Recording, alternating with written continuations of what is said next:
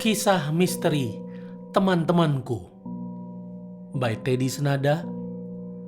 Episode Mantra Pemanggil Jin. Kejadian ini dialami oleh temanku Bejo yang pernah menjadi petugas cleaning service di sebuah gedung tinggi di bilangan Sudirman, Jakarta. Menjadi petugas cleaning service itu bisa masuk akses kemana saja sesuai area tugasnya. Kadang masuk ke tempat yang sangat kumuh di pembuangan sampah, atau masuk ke toilet supir di lantai basement yang kotor sekali. Mau tidak mau, Bejo harus membersihkannya sesuai tugas rutin yang sudah diberikan atasannya. Lalu, Bejo juga bisa masuk ke ruangan kantor para bos yang luas dan wangi di setiap divisi, atau membersihkan ruangan rapat yang luas sekali. Tetapi enaknya Bejo yang orangnya supel itu bisa bergaul dengan kalangan mana saja di perkantoran tersebut. Itu karena Bejo orangnya mudah menolong dan ringan tangan.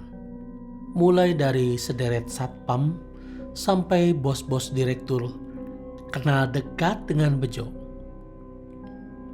Belum lagi karyawan-karyawan cantik yang suka menyuruh Bejo beli makanan. Pasti deh, Bejo dengan senang hati menolong. Bakal gratis makan siang hari ini. Karyawati itu makannya 1, belinya 2 buat Bejo. Bejo betah banget kerja di sana. Lingkungannya enak, membuat Bejo berharap bisa berlama-lama bisa kerja di gedung itu. Mudah-mudahan agen cleaning service-nya tidak memindahkan Bejo ke tempat lain. Suatu hari Bejo mendengar percakapan menghebohkan di antara satpam-satpam yang bertugas di basement tadi malam. Mereka bergerombol membicarakan hal yang aneh. Si Sabto tadi malam ketiduran di basement. Dia kebangun dan lihat di parkiran basement ada cewek cekikikan melayang-layang. Kata salah satu satpam yang ikut jaga. "Mana Sabtonya?" tanya Bejo. "Tuh lagi ngopi, tenangin diri. Abis lihat kuntilanak itu dia pingsan. Lebih baik jangan ditanyain apa-apalah, stres dia," kata satpam itu lagi. Semua anggota keamanan membincangkan kejadian Sabto tadi malam. Bejo yang penasaran kepoin ceritanya mendekati si Sabto. Tapi gak berani tanya macam-macam. Dari wajahnya saja sudah kelihatan stres banget. Minum kopi sambil bengong. Itu cangkir kopi kelihatannya gemeteran. Bejo naik ke atas gedung dan menceritakan hal ini ke office boy yang lain yang ada di pantry. "Budi, lu udah tahu Sabto digangguin kuntilanak di basement tadi malam?" seru Bejo. Wajah Budi tenang-tenang saja, malah senyum kecil. Sambil bikin teh manis, si Budi bilang, "Biar tahu rasa si Sabto kan emang orangnya belagu tuh. Satpam songong," tukas Budi. Lu tega lu ngomong gitu. Gua lihat tampangnya stres banget tadi. Kesian kan? Kalau lu digangguin kuntilanak juga, paling lu pucat, Bud," balas Bejo. Jo, bukan sombong ya. Gue sama keluarga gue tuh kagak aneh kalau lihat yang begituan. Udah biasa makhluk-makhluk begituan mampir ke gua mah, Budi berkata dengan sangat tenang. Dah lu, songong amat ya. Kalau bener aja lu didatengin lu, kencing di celana lu. Bejo menanggapi dengan heboh. Serius Jo? Nih kalau lu juga mau ketemu sama makhluk gituan, gampang. Gue bisa panggil, mau? Tantang Budi. Gimana caranya lu? Sombong amat lu. Bejo nggak percaya. Gue sama keluarga gue itu punya mantra untuk manggil makhluk begituan. Kalau mau dibuktiin, gue kasih nih mantranya. Lu panggil sendiri, buktiin sendiri. Gua bukan tukang bohong, Jo. Balas Budi. Si Bejo yang penasaran cuma bisa melongo. Sewaktu Budi mengambil secari kertas dan pensil di laci pantry. Dan ditulislah beberapa nama yang sangat aneh dan singkat di kertas tersebut. Nih, kalau lu berani baca keras-keras. Kalau lu lagi sendirian ya. Tukas Budi. Bejo mengambil kertas tersebut dan membaca 4 nama aneh yang tertera di situ. Sangat singkat nama-nama itu, tapi belum pernah Bejo dengar sebelumnya. Cuma nama-nama doang? Tanya Bejo. Lu buktiin aja kalau lu berani panggil 4 nama itu. Dan jin itu datangin elu pasti. Budi berlalu sambil membawa baki berisi teh panas manis beberapa cangkir. Kertas kecil berisi mantra pemanggil jin itu dimasukkan ke dalam dompet Bejo dan Bejo sempat melupakannya. Sampai suatu saat Bejo kembali mendengar ada gangguan hantu di basement. Kali ini yang melihat sosok kuntilanak adalah karyawan yang pulang malam. Bejo jadi teringat akan kertas mantra itu. Dengan iseng, Bejo berkeliling mencari tempat sepi di seputar gedung. Untuk mencoba mengamalkan mantra pemanggil jin itu. Namun kemana-mana selalu banyak orang. Satu-satunya ruangan kosong yang ada adalah ruangan tangga darurat.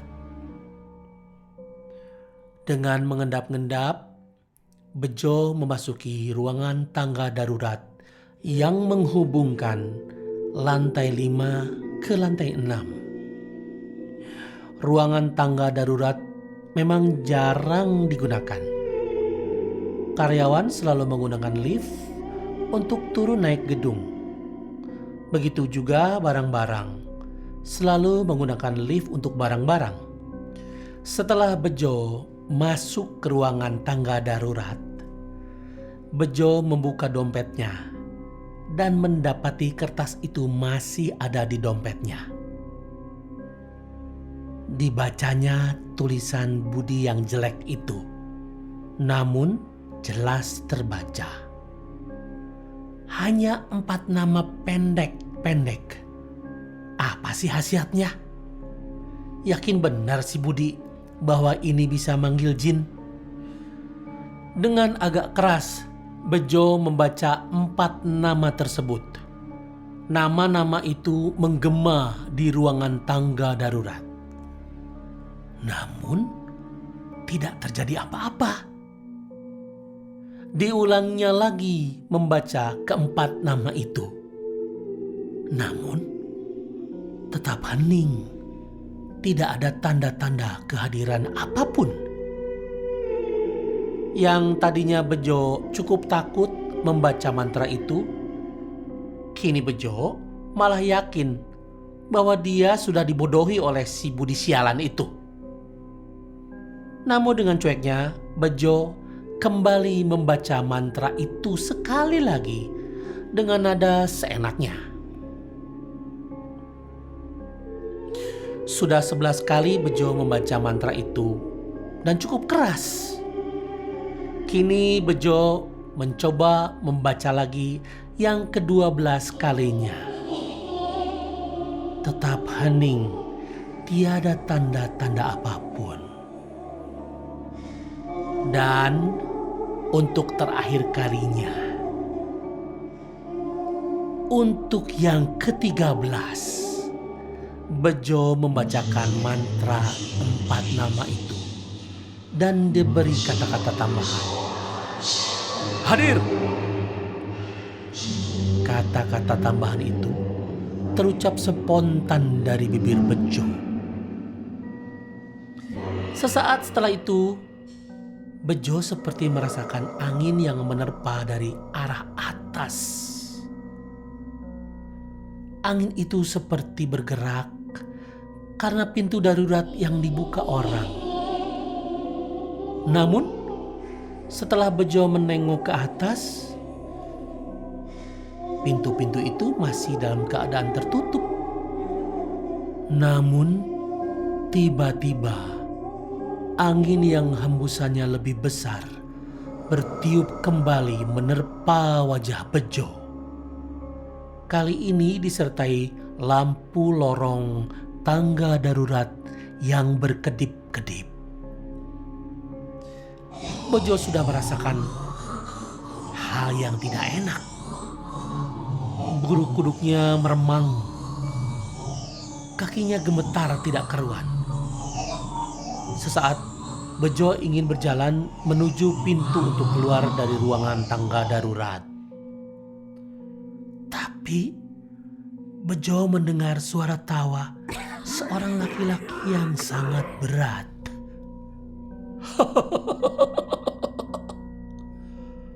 Suara langkah sepatu yang terbuat dari besi terdengar berderap dari lantai atas menuju ke arah tempat di mana Bejo berada. Angin tidak berhenti berputar di seputar badan Bejo. Dan lampu lorong masih berkedip-kedip. Sedangkan suara tawa dan derap langkah kaki itu semakin mendekat ke arah Bejo. Bejo dengan cepat lari ke arah pintu. Namun sial, pintu itu sangat susah dibuka. Didorongnya dengan keras sambil Bejo menjerit minta tolong. Namun Bejo tetap tidak dapat membuka pintu itu. Sedangkan derap kaki sudah semakin dekat ke arahnya. Brak, brak, brak, disertai dengan tawa yang menggelegar. Bejo bertambah panik setelah lampu ruangan tangga darurat tiba-tiba padam. Gelap gulita, ditambah angin yang bertiup kencang. Seolah-olah ada kipas angin yang bertiup di seputar telinganya, membuat Bejo kalap dan terengah-engah. Tangannya makin lemah, tidak punya tenaga untuk membuka pintu. Sebuah tangan besar mencengkram pundak Bejo. Bejo dengan sekuat tenaga mendorong pintu sambil berucap, "Allahu Akbar." Barulah pintu itu berhasil terbuka. Dengan secepat kilat, Bejo keluar dari tangga darurat dan secepat kilat menutup kembali pintu itu dengan gemetar. Bejo terduduk sambil bergetar di ruangan pantry. Orang-orang yang melihat menanyakan keadaan Bejo yang pucat dan berkeringat di situ. Dikiranya Bejo sakit. Namun Bejo hanya bisa menggeleng keras, tanda tidak mau ditanyai. Namun saat itu si Budi masuk ke dalam pantry. Bejo langsung mencengkram kerah Budi. "Gila lu, Bud. Lu mau bunuh gua ya, Bud? Gila lu." Bejo maunya bertindak keras terhadap Budi yang Bejo pikir sudah hampir menjerumuskannya ke dalam masalah yang menakutkan. Namun Bejo terlalu lemah dan pingsan di depan Budi. Setelah itu, Bejo sakit dan tidak masuk kantor dalam beberapa hari. Namun Bejo sudah tidak mau lagi untuk bekerja di gedung itu. Bejo mengajukan pindah tugas di gedung lain. Namun tidak dikabulkan. Akhirnya Bejo mengundurkan diri dari pekerjaannya. Catatannya, Bejo memberikan kertas berisi mantra 4 nama yang membuat Bejo ketakutan setengah mati pada penulis. Penulis menyimpannya di dalam dompet. Namun sekarang kertas itu hilang entah kemana. Padahal penulis belum sempat menghafal 4 nama aneh itu.